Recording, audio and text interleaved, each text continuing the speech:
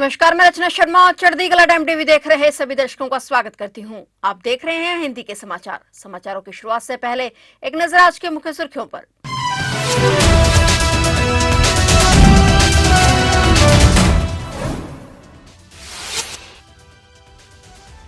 राजस्थान टोंक के देवली में बवाल के बाद 60 से अधिक लोग गिरफ्तार। निर्दलीय प्रत्याशी ने एसडीएम को मारा था थप्पड़। पुलिस की गाड़ियों में समर्थकों ने लगाई आग।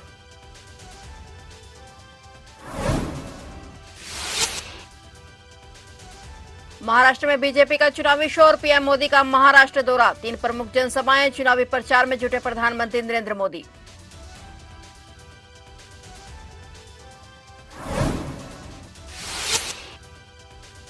मुंबई एयरपोर्ट को बम से उड़ाने की मिली धमकी। सीआईएसएफ कंट्रोल रूम को आया कॉल। एयरपोर्ट पर अधिकारियों ने लगाई इमरजेंसी।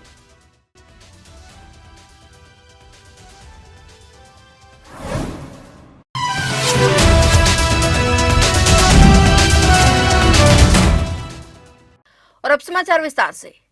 राजस्थान के टोंक जिले के देवली उनियारा विधानसभा सीट पर उपचुनाव के दौरान हुए हंगामे की आग अब तक चल रही है। निर्दलीय प्रत्याशी नरेश मीणा ने चुनावी ड्यूटी पर तैनात एसडीएम को थप्पड़ मार दिया और इसके बाद आरएएस ने गिरफ्तारी की मांग करते हुए चेतावनी दी। पुलिस ने मतदान खत्म होने के बाद रात 8 बजे करीब नरेश मीणा को गिरफ्तार करने पहुंची और इस दौरान नरेश मीणा अपने समर्थकों के साथ धरना प्रदर्शन की तैयारी कर रहे थे। पुलिस जब नरेश मीणा को लेकर जाने लगी तो उनके समर्थकों ने पत्थरबाजी शुरू कर दी। गिरफ्तार करने आई पुलिस की गाड़ियों में समर्थकों ने आगजनी की। 100 बाइक और 2 4 पहिया वाहन जलाए गए और लाठियों से पुलिस पर हमला किया गया। पुलिस ने भी लाठीचार्ज किया। आंसू गैस के गोले छोड़े गए। करीब 10 पुलिसकर्मी इस मुठभेड़ में घायल हो गए। पुलिस ने नरेश मीणा को पकड़ लिया लेकिन समर्थक हिरासत से छुड़ा ले गए। बता दें कि पुलिस ने अब तक 60 से अधिक लोगों को गिरफ्तार कर लिया है। साथ ही 4 एफआईआर भी दर्ज की गई है।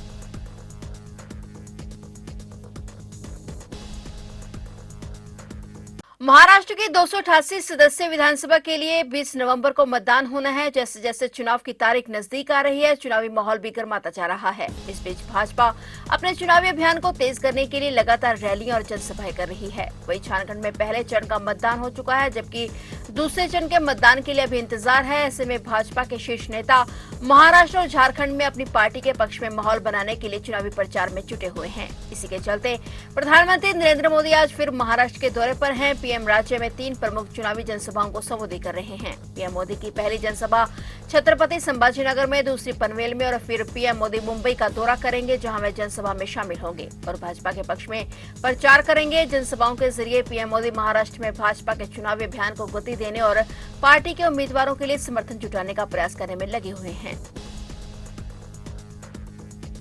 झारखंड में चुनावी प्रचार का माहौल गर्म हुआ पड़ा है। वहीं भाजपा के चुनावी प्रचार को तेज करने के लिए गृह मंत्री अमित शाह आज झारखंड के चुनावी प्रचार में हिस्सा लेने के लिए पहुंचे हुए हैं। वे राज्य के 3 अलग अलग स्थानों पर जनसभाएं कर भाजपा के पक्ष में समर्थन मांगने पहुंचे हैं। आज गृह मंत्री अमित शाह की गिरिडीह, गांडे और डुमरी में 3 जनसभाएं हैं। अमित शाह का यह दौरा झारखंड में भाजपा के चुनावी प्रचार को तेज करने के लिए है, ताकि पार्टी को चुनाव में मजबूती से समर्थन मिल सके। महाराष्ट्र और झारखंड दोनों ही राज्य में चुनावी प्रचार का माहौल गर्म है और सभी पार्टियां अपने प्रचार अभियान तेज कर रही हैं। भाजपा के दिग्गज नेताओं का ये दौरा खासतौर पर महाराष्ट्र और झारखंड के विधानसभा चुनाव में भाजपा के लिए जीत की संभावनाओं को मजबूत करने के लिए महत्वपूर्ण माना जा रहा है। इस चुनावी जनसभाओं में भाजपा के दिग्गज नेताओं का लक्ष्य राज्य के लोगों को पार्टी के एजेंडे से परिचित कराना और भाजपा के उम्मीदवारों के लिए वोट जुटाना है।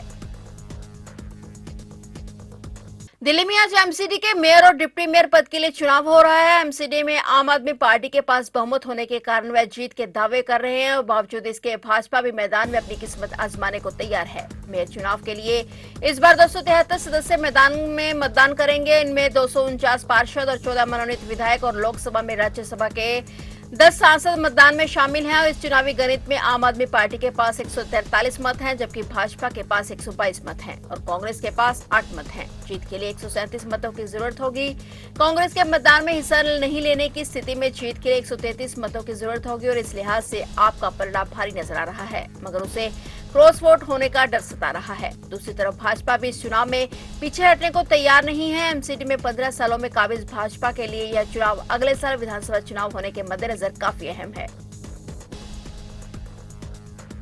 देश की आर्थिक राजधानी मुंबई से बड़ी खबर सामने आई है। मुंबई एयरपोर्ट को बम से उड़ाने की धमकी मिली है। मुंबई डोमेस्टिक एयरपोर्ट पर सीआईएसएफ कंट्रोल रूम को एक अज्ञात व्यक्ति से बम की धमकी वाला कॉल आया और कॉल करने वाले ने आरोप लगाया कि मोहम्मद नाम का एक व्यक्ति विस्फोट लेकर मुंबई से अजरबैजान जा रहा है और इस जानकारी के मिलते ही सीआईएसएफ ने इसकी जानकारी सहारा पुलिस को दी। इसके बाद तुरंत जांच के लिए एयरपोर्ट पर अधिकारियों ने इमरजेंसी लगाकर जांच शुरू की। बता दें कि 14 अक्टूबर से लेकर अब तक सैकड़ों विमानों को बम से संबंधित धमकियां मिल चुकी हैं। विमान में बम होने की धमकियां मिलने का ये सिलसिला बीते महीनों से काफी बढ़ गया है। बीते 20 अक्टूबर को विभिन्न एयरलाइनों को कम से कम 14 उड़ानों को बम से उड़ाने की धमकी मिली थी। इस बीच इंडिगो के 6 विमानों को बम की धमकी दी गई थी, जिसमें से 3 इंटरनेशनल फ्लाइट्स थी। महाराष्ट्र के जलगांव जिले में एक भीषण हादसा होते होते रह गया। राष्ट्रीय राजमार्ग पर एक एम्बुलेंस में अचानक आग लग गई, जिससे उसमें रखा ऑक्सीजन सिलेंडर धमाके के साथ फट गया और एम्बुलेंस के परकच्चे उड़ गए। इस धमाके का प्रभाव इतना जोरदार था कि आसपास के घरों की खिड़कियां तक टूट गईं। हालांकि ड्राइवर की सूझबूझ और तत्परता के कारण गर्भवती महिला और उसके परिवार के लोग बाल बाल बच गए। जानकारी के मुताबिक यह घटना जलगांव के दादावाड़ी इलाके में राष्ट्रीय राजमार्ग पर स्थित एक फ्लाईओवर पर हुई। एम्बुलेंस गर्भवती महिला को लेकर सरकारी अस्पताल जा रही थी। जैसे एम्बुलेंस फ्लाईओवर के पास पहुंची, अचानक उसके इंजन से धुआं निकलने लगा। ड्राइवर ने तुरंत यह महसूस किया कि कुछ गड़बड़ है और उसने एम्बुलेंस को रोक दिया और इसके बाद ड्राइवर ने पूरी सतर्कता के साथ गर्भवती महिला और उसके परिवार के सदस्यों को बाहर निकाल लिया। यदि ड्राइवर समय पर नहीं एम्बुलेंस को रोकता तो महिला और उसके परिजनों को बाहर नहीं निकालता तो यह हादसा और भी भयानक हो सकता था। घटना की सूचना मिलते ही जलगांव पुलिस मौके पर पहुंची और मामले की जांच शुरू की गई। ब्राजील की राजधानी ब्रासिलिया में सुप्रीम कोर्ट के बाहर एक आत्मघाती बम विस्फोट हुआ, जिसमें एक व्यक्ति की मौत हो गई और ये घटना ब्राजील के सबसे महत्वपूर्ण सरकारी क्षेत्र प्राका दोस ट्रेस पोरोदस में हुई, जहां कई प्रमुख सरकारी इमारतें स्थित हैं। घटना के बाद तुरंत ही न्यायाधीशों और कोर्ट के सभी कर्मचारियों को सुरक्षित स्थानों पर निकाल लिया गया। घटना के दौरान एक वीडियो सामने आया जिसमें 2 विस्फोटों को देखा गया और इन दोनों विस्फोटों के बीच 20 सेकंड का अंतर था। यह धमाका उस वक्त हुआ जब कोर्ट परिसर के आसपास कई लोग मौजूद थे, लेकिन राहत की बात यह रही कि कोई भी गंभीर घायल नहीं हुआ और वही घटना के बाद ब्राजील की संघीय पुलिस ने मामले की जांच शुरू कर दी है और वही इस हमले ने क्षेत्र में सुरक्षा को लेकर नई चिंताओं को जन्म दिया है। ब्रासीलिया जैसे संवेदनशील इलाके में हुए इस आत्मघाती विस्फोट ने सुरक्षा व्यवस्था को और कड़ा कर दिया है। अधिकारियों ने कहा कि भविष्य में ऐसे हमलों से निपटने के लिए सुरक्षा उपायों को और मजबूत किया जाएगा।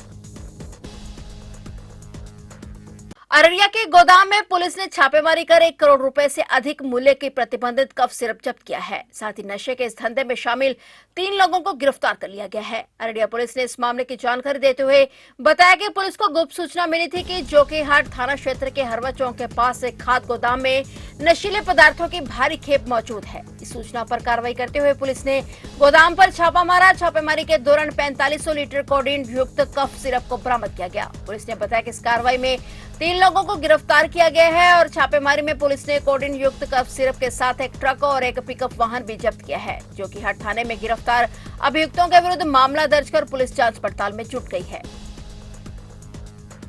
महाविकास आघाड़ी दल के शिवसेना ने एक बड़ा राजनीतिक कदम उठाया है। शिवसेना ने मुख्यमंत्री पद पर अपना दावा ठोक दिया है। ये कदम महाविकास आघाड़ी के अंदर और ज्यादा विवाद पैदा कर सकता है। बता दें कि शिवसेना ने महाराष्ट्र में मतदान से 1 हफ्ते पहले एक विज्ञापन जारी किया है। शिवसेना ने इस विज्ञापन के जरिए उद्धव ठाकरे को परिवार के प्रमुख के तौर पर पेश किया है। इस तरह से उद्धव ठाकरे की पार्टी मुख्यमंत्री पद के लिए अपनी दावेदारी जता रही है। इस कदम से यह कयास लगाए जा रहे हैं कि महाविकास आघाड़ी में विवाद और भी बढ़ सकता है। एमवीए के अंदर पहले से ही कुछ मतभेद चल रहे हैं और इस नए कदम से राजनीतिक तनाव और गहरा सकता है।